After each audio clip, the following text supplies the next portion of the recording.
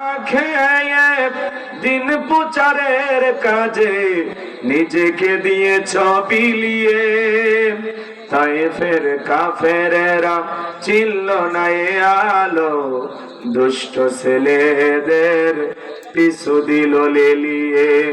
পাথরের আঘাতে ক্ষত বিক্ষত হয়ে সারা শরীর থেকে রক্ত ঝরে। হে রাসূল তোমাকে ভুলি আমি কেমন করে, হে রাসূল তোমাকে ভুলি আমি কেমন করে। হীরার গুহায় তোমারই ধ্যান, আসমান থেকে নামে আল কোরআন। ভাঙলো সবার ভুল তোমারই পরে, আসলো কোরআনের ছায়া তলে। খালিদ ওমর আলী আবু বকর ইসলামী ঝান্ডা নিল যে তুলে। আল আমিন তুমি ছিলে যে সদাই সকল মানুষের তরে। হে রাসূল তোমাকে ভুলি আমি কেমন করে, হে রাসূল তোমাকে ভুলি আমি কেমন করে। লা ইলাহা ইল্লাল্লাহ, জোরে লা ইলাহা।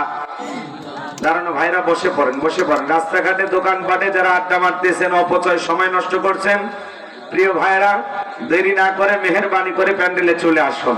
যারা কোরআন আওয়াজ দেবেছি, আল্লাহ নামের এমন একটি স্লোগান দেবেন, এলাকায় যদি কোনো ইসলাম বিরোধী উই পোকা, সার পোকা, তেলা পোকা থাকে, ওদের কলিজায় যেন কম্পন সৃষ্টি হয়, এমন আওয়াজ তুলতে রাজি আছেন যারা? বীর মুসলমানের মতো দুটি হাত টান টান করে তুলে দেখান তো তারা। লিল্লাহে তাকবীর, লিল্লাহে তাকবীর। আল কোরআনের আলো, আল হাদিসের আলো, দুনিয়ার মুসলিম, সারা বিশ্বের মুসলিম, তোমার নেতা আমার নেতা। লিল্লাহে তাকবীর। আল কোরআনের আলো, আল হাদিসের আলো, দুর্নীতির আলো। মাশাআল্লাহ, অনেকে ঝোঁকে তালে বলেই ফেলেছে দুর্নীতির আলো ঘরে ঘরে জালো।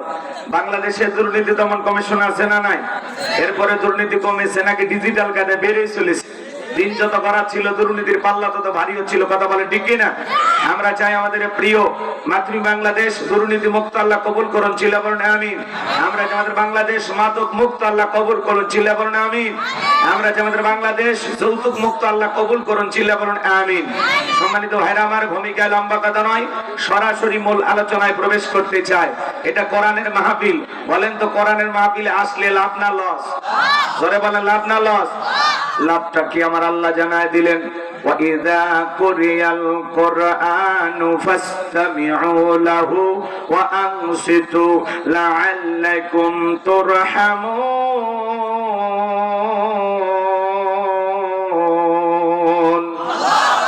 সূরা আরাফ আয়াত নাম্বার 204। আমার আল্লাহ রাব্বুল আলামিন জানিয়ে দিলেন, তোমাদের সামনে যখন কোরআন পাঠ করা হয়, কোরআনের আলোচনা করা হয়, চুপ করে কান লাগিয়ে মনোযোগ সহকারে কোরআনের কথাগুলো শ্রবণ করো। যারা চুপচাপ কোরআনুল কারীমের কথাগুলো শ্রবণ করবে, আমার আল্লাহ রাব্বুল আলামিন আসমান থেকে তাদের উপরে আল্লাহর রহমত বৃষ্টির মতো নাজিল করবেন। বলুন সুবহানাল্লাহ।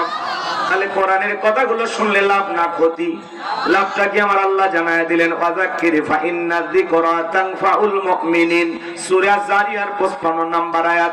আল্লাহ রাব্বুল আলামিন জানিয়ে দিলেন, যারা আমার মুমিন বান্দা তাদের সামনে যখন কোরআন দেওয়াজ করা হয়, কোরআন থেকে উপদেশ দেওয়া হয়, যারা আমার মুমিন বান্দা তাদের সামনে যখন কোরআন দিয়ে কথা বলা হয়, কোরআন থেকে উপদেশ দেওয়া হয়, এই কথাগুলো শোনার পরে আমার মুমিন বান্দাদের উপকারে আসবে। বলুন সুবহানাল্লাহ। তাহলে আল্লাহর কোরআন থেকে কথা বলার দরকার আছে না নাই? আল্লাহর কোরআনের কথা সবাই শুনতে রাজি আছেন তো ইনশাআল্লাহ? একটা জোরে সোরে তাকবীর দেন, লিল্লাহি তাকবীর। আমি আপনাদের সামনে পবিত্র কোরআনুল কারীমের 108 নম্বর সূরা, সূরাটির নাম কাউসার। মোট আয়াত আছে 3টি, রুকু আছে 1টি। বিশ্বনবীর মক্কার জিন্দেগিতে আল্লাহ তাআলা এই সূরাটি নাজিল করেছেন। যেহেতু সময় কম, এইজন্য ছোট্ট একটি সূরা আপনাদের সামনে তেলাওয়াত করেছি যাতে আলোচনাটা করতে পারি। সম্মানিত হাজরিন, প্রিয় উপস্থিতি, আমি যে কথা বলতে চাই, সূরাটির নাম কি বললাম বলেন? কাউসার। একটু জোরে বলেন। আমি করব ওয়াজ, আপনারা দেবেন আওয়াজ, জবাব দিবেন ঠিক ঠিক। আলোচনা হবে কমপ্লিট, শ্রোতাদের স্পিরিটে বাড়ে বক্তার হিট, আলোচনা হবে জায়গা মতো ফিট। কথা বলেন। একজন 100 জনের ভূমিকা পালন করা লাগবে। আপনার যে পুরুষ, কি আওয়াজ দেওয়ার দরকার আছে না নাই? নাকি আপনাদের আওয়াজ মহিলা প্যান্ডেলে গেলে গুনাহ হবে? তাহলে আওয়াজ দিতে পারবেন তো ইনশাআল্লাহ? লিল্লাহি তাকবীর। তাহলে সূরার নাম কাউসার। জোরে বলেন কি নাম? আরো জোরে। হ্যাঁ, একটু মিছিল করার অভ্যাস করেন। 16 বছর মিছিল করতে পারেননি, সামনে মিছিল করা লাগবে। কথা বলেন ঠিক কি না? সম্মানিত ভাইরা আমার, সূরার নাম কাউসার। মোট আয়াত আছে কত? 3টি, রুকু আছে 1টি। বিশ্বনবীর মক্কার জিন্দেগিতে আল্লাহ তাআলা এই সূরাটি নাজিল করেছেন।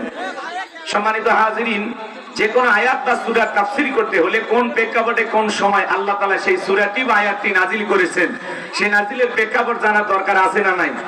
আরবিতে বলা হয় শানে নজুল। যদি শানে নজুল আলোচনা করা হয় তাহলে তাফসীর বুঝতে সহজ হয়। তাহলে সূরা কাউসার বিশ্বনবীর উপরে কোন প্রেক্ষাপটে কোন সময় আল্লাহ তাআলা নাজিল করেছেন, সেই নাজিলের সময়কালটা একটু তুলে ধরার দরকার আছে না নাই?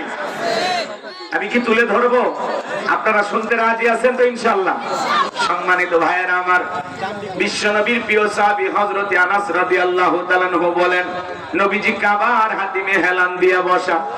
হযরত আনাস দেখে বলেন, আমি তাকায়া দেখি নবীজির মনটা ভীষণ খারাপ, মুখটা মলিন, চোখের কোণা দিয়া অশ্রু ঝরতেছে।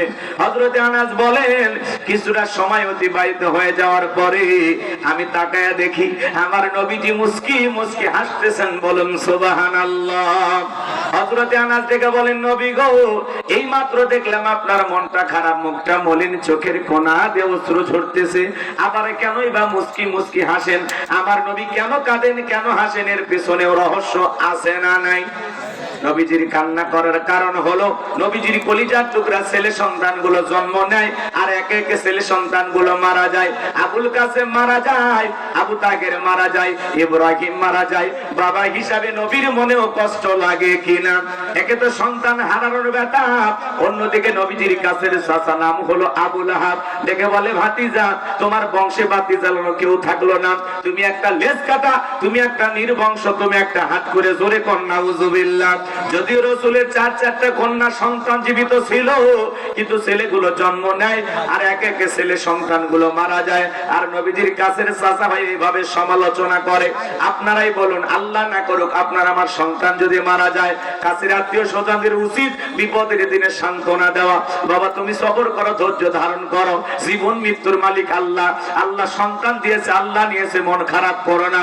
আল্লাহ যদি চায় বছর না ঘুরতে আবারও তোমাদের ঘর আলোকিত করে সন্তান দিতে পারেন। তিনি কে? কাছের মানুষদের উচিত বিপদের দিনে সান্ত্বনা দেওয়া। কিন্তু নবীর চাচা আবু লাহাব এতটাই খারাপ, শুধুমাত্র এদিক খেয়াল করেন, আবু লাহাব খারাপ না, আবু লাহাবের বউ খারাপ। এরা স্বামী স্ত্রী দুইটাই খারাপ। রাগ করতেছেন আপনারা? আবু জেহেলের চাইতে আবু লাহাব খারাপ। কারণ আল্লাহ তাআলা আবু জেহেলের নামে কোন সূরা নাজিল করেনি, কিন্তু আবু লাহাবের নামে নাজিল করেছে। তার মানে আবু জেহেলের চাইতেও আবু লাহাব বেশি খারাপ। কথা বল না কেন? সে আবু লাহাব দেখে বলতেছে, ভাতিজা, তোমার বংশে ভাতিজা কেউ থাকলো না, তুমি একটা লেজ কাটা, তুমি একটা নির্বংশ। ধরে কর নাউজুবিল্লাহ। অনেক পয়গম্বরকে আল্লাহ তাআলা সন্তান দান করেছিলেন, তাদের সন্তান প্রাপ্ত বয়স পর্যন্ত, যৌবন পর্যন্ত পৃথিবীর জমিনে জীবিত ছিল। কিন্তু বিশ্বনবীর সন্তানগুলোকে আল্লাহ তাআলা কেন শিশুকালে উঠিয়ে নিলেন? এর পেছনে কারণ আছে না নাই? জোরে বলেন, কারণ আছে না নাই? নবীজির ছেলে সন্তানগুলো কেন জীবিত থাকলো না? আল্লাহ তাআলা কেন তাদেরকে শিশুকালে উঠিয়ে নিলেন? বিশ্বনবীর সন্তানগুলো শিশুকালে বিদায় নেওয়ার পিছনে কারণ আছে 3টি। জোরে বলেন, কয়টি? নবীর উম্মত হিসেবে জানতে মনে চায় না কি সেই 3টি কারণ, কি সেই 3টি রহস্য? কেন নবীজির ছেলে সন্তানগুলো আল্লাহ দুনিয়ার জমিনে জীবিত রাখলো না? কি সেই 3টি কারণ? কারা কারা শুনবেন? 2 হাত তুলে আল্লাহকে দেখান। লিল্লাহি তাকবীর। সেই তিনটি কারণ যদি আমি বলতে চাই তাহলে 3 নাম্বার আয়াতের আলোচনা করা লাগবে। আমি কি 1 নাম্বার আয়াত বাদ দিয়ে 3 নাম্বারে যাব নাকি আস্তে আস্তে শুরু করা যাক? ধৈর্য আছে তো ভাই? সময় আছে তো ইনশাআল্লাহ? সম্মানিত ভাইয়েরা আমার, গভীর মনোযোগ দিয়ে কথাগুলো শ্রবণ করার চেষ্টা করবেন।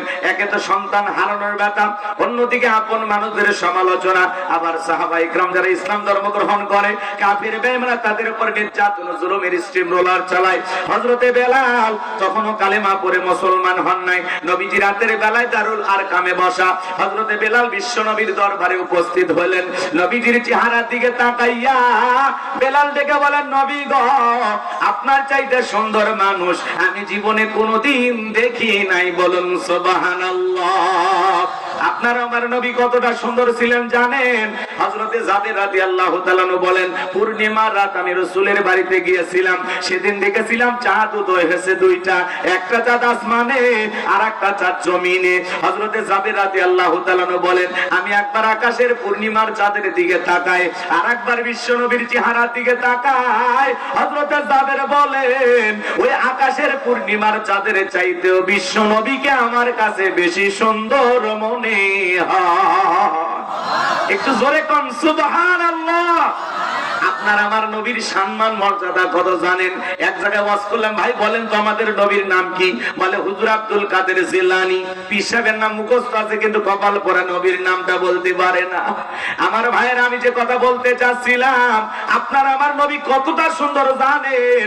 আম্মা জান আয়েশা ডেকে বলেন, যারা ইউসুফ নবীর চেহারার দিকে তাকাইয়া মিশরের নারীরা ফল কাটতে গিয়ে আঙ্গুলে কেটে ফেলে দিয়েছিল, ওরা যদি একবার আমার বিশ্ব নবীর চেহারার দিকে তাকাইতো, শুধুমাত্র আঙ্গুল নয়, আঙ্গুল কাটতে কাটতে হাত কাটতে কাটতে কখন যে নিজের কলিজা কেটে দুফা করে দিত, মুহূর্তের জন্য টের পাইতো না। আপনার আমার নবী